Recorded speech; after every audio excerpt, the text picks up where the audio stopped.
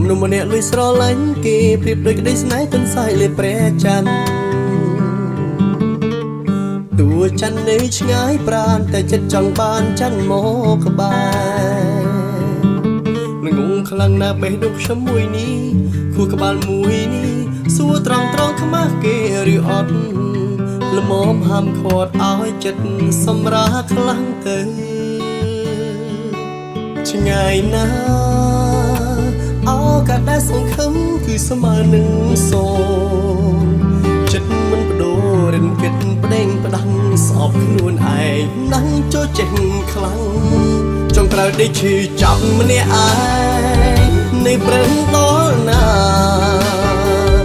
គេមានសង្សារឬស៊ូទ្រាំនៅឈរចាំសុខចិត្តធ្វើជាតួរងគ្មានវាសនាធ្វើតួឯងចុងក្រោយដេកឈឺចាប់ម្នាក់ឯងបើតែយ៉ាងនេះច្បាស់នឹងស្លាប់ជុំគិតតែបេះដូងដឹងហើយលឺហើយជុំនាំរឿងឲ្យក្រំគ្នាចេញតែយ៉ាងមិនទឹកចិត្តគិតលប់ឡំបែរដូចឈួតលប់ពេលណាបញ្ចប់ក្តីស្នេហ៍នេះ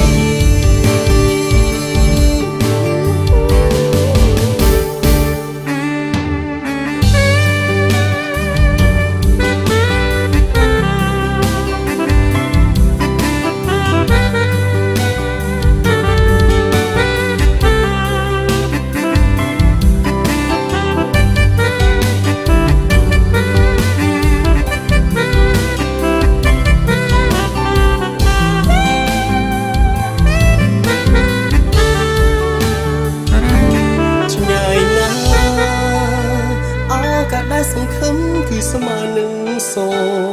នចិត្តមិនបដូររិនគិតប្តេងផ្ដាំងស្អប់ខ្លួនឯងណាស់ចូលចេះខ្លាំងចុងក្រោយដេកឈឺចាប់ម្នាក់ឯងនៃព្រឹងដល់ណាគេមានសង្សារឬស៊ូទ្រាំនៅឈរចាំសុខចិត្តធ្វើជាតួរងគ្មានវាសនាធ្វើតួឯងចុងក្រោយដេកឈឺចាប់ម្នាក់ឯងបើតែយ៉ាងនេះច្បាស់នឹងស្លាប់ជុំគិតតែបេះដូង